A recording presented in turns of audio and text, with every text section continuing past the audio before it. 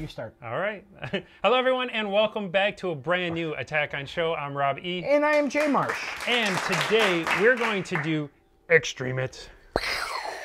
We're taking a look at the Netflix original movie, Gray Man.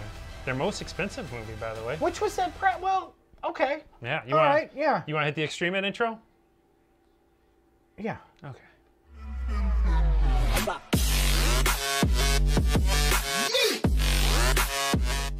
All right, so Gray Man. Wait, I think we're gonna have slightly differing opinions on Gray Man. Rarely. It is rare. It actually is rare. We do have a tendency to kind of agree on things. Do you want to give the background of Gray Man? Its plot. Yeah. It's very original. Ex-CIA agent on the run because he knows too much, and he's the CIA's trying to kill him. Born? Yeah. Born. Okay, yeah. Very original. It does play a different. It does play slightly different on that. The fact that I think it's a little more.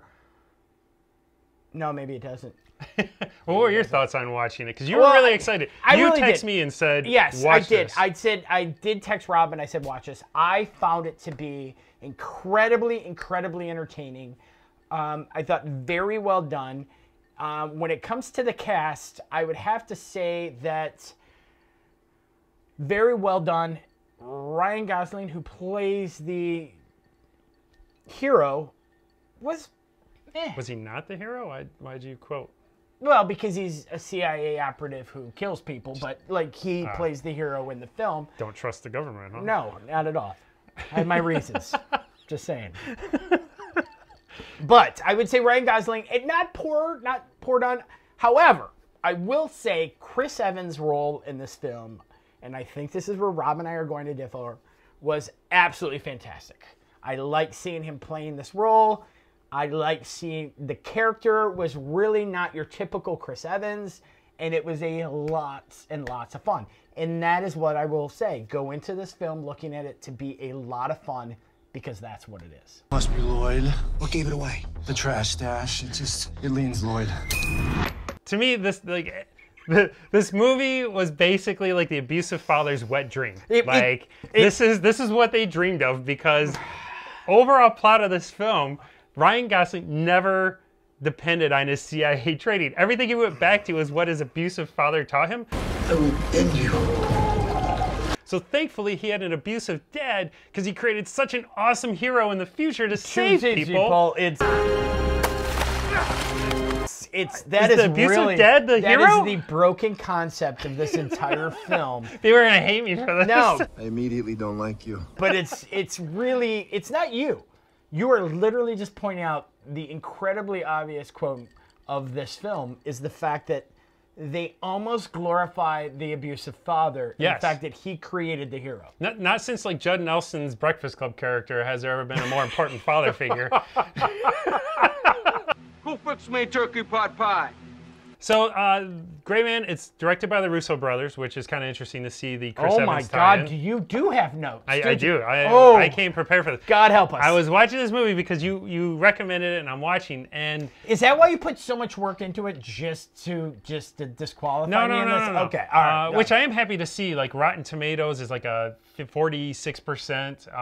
IMDb is like a 6.5 out of 10. I mean, you can't go by all of that. No, you can't. But when I was watching this movie and not blown away, I was feeling like, because sometimes I know I am a little too critical, that I'm like, here I go again. I'm going to be overly critical that most people are going to disagree with me. I appreciate that. But it's kind of interesting to see this now that I'm not alone. But the Russo brothers, which many people know from the Avengers films, the directors, those are huge hits. And they're the directors of this. So my expectations were really high, given the cast, given that the Russo brothers were attached, and also that this was the highest budgeted film that Netflix has made. Well, I think you kind of hit that on the head when you said Russo brothers. Yes. Okay. Which I think most of the money was spent on their brand new drone. Because they loved playing with this drone and the camera work. It was a fresh out of a Michael Bay film. The amount of times that they used it, it was almost dizzying.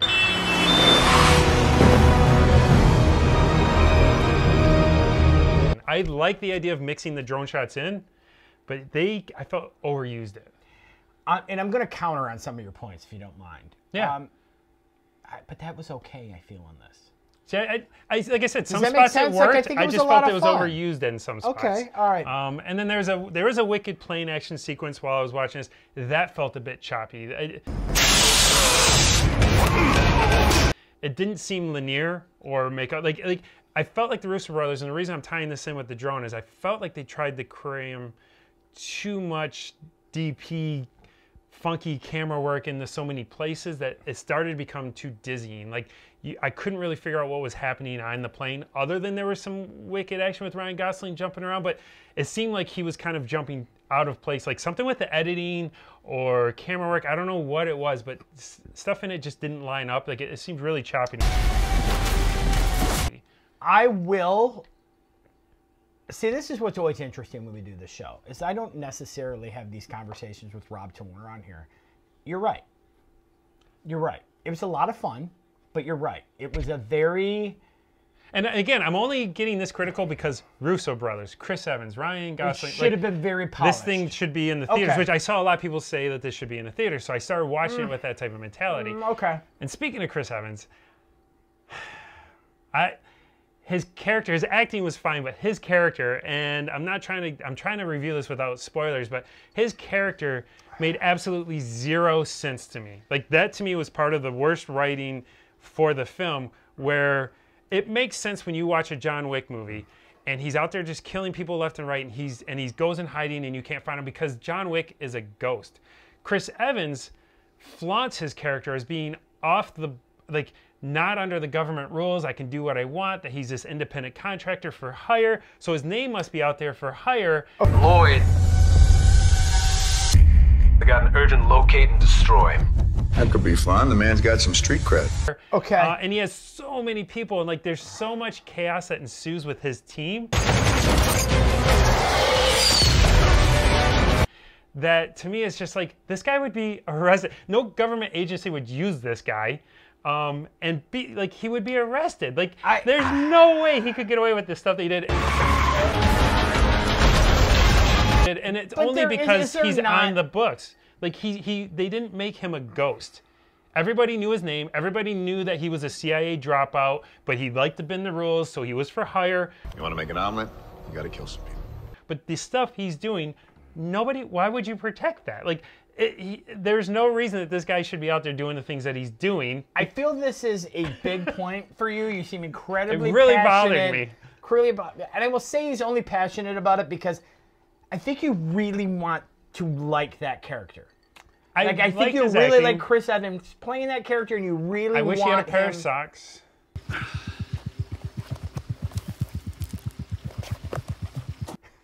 But that's what's fun about it, right? Yes, that's what's fun about the loafers when he's got the accent. I was waiting for a MacGruber tie-in with the special teams build-up. Putting together a team. Then I'm in.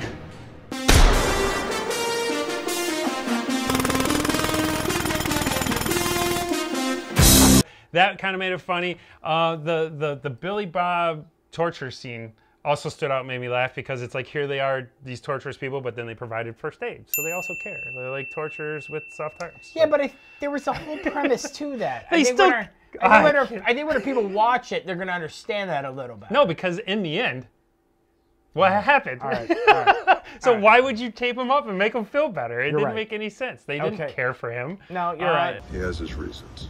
Yeah. So, do you have any more? Or you want to rate the movie? No, you really just he owned it. So, I can't, I kind of have to at this point. So, out of 5 Attack on shows, what are you gonna give this movie here? A 4.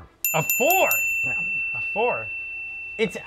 In the end, I will still hold to the fact that it's an incredibly entertaining movie to watch. Compared to everything else that's on there, it's the type of movie that I really enjoy. It's an escape. You can sit down, you can watch it. I think, what is it, 2 hours? Yeah, like 2.5. Like 2.5 hours. It's 2.5 hours to escape and to live in this little fantasy world and enjoy the explosions and the gunshot. I enjoy it for that fact. I think that's really important still. Nice. I am gonna go a whopping 2 out of 5. Not even 2.5? No, I'm going to stick with a straight okay, 2. right. I'm also pretty shocked because they've already announced a sequel and a spinoff. Like, they want to create this whole universe here. I don't see it spreading that far I'll be curious if it lasts now that Netflix has dropped to the #2 streaming service, that they are hemorrhaging money. Yeah. I don't know that they can afford to make this universe that they want it to be. Also, given, like I said earlier, the Rotten Tomatoes score, I mean, the Attack on Show score alone, like that's going to hurt its future. Massively. Which I feel bad. I can't I'm sorry, Ryan. I do love you and Chris. I gave you a 4, Chris. Yeah, I'm just saying. I'll make it up to you in your next film. But I just can't give this anymore. So. All right, no. And there you have it, folks. I mean, there's your Attack on Show scores. And leave us your comments below. Let us know what you think. We would love to hear, yes. Love to hear your feedback. If you're going to go watch it now, and then just to disagree or agree with us, give us your feedback when you're done. These comments are open for a lifetime. There's no time limit on when you can comment. No. We're still waiting for them on season 1, so we are patient people. What was that, 8 years ago? Feels like it. Yes. But we'd love to hear your feedback. But most importantly, while you're down there, make sure you click like and subscribe. Incredibly important. And make sure you hit the bell. Yes. The bell allows you to get notified on when we are dropping new episodes. Yeah, and it looks really cool when it puts those rings on the side of the bell. It does. You really want to see cool. those. Yeah, there. like going. Yeah. We want to thank you so much for watching. Stay tuned. We got more episodes coming your way. As always, I'm Rob E. And I'm J Marsh. This is Attack on Show.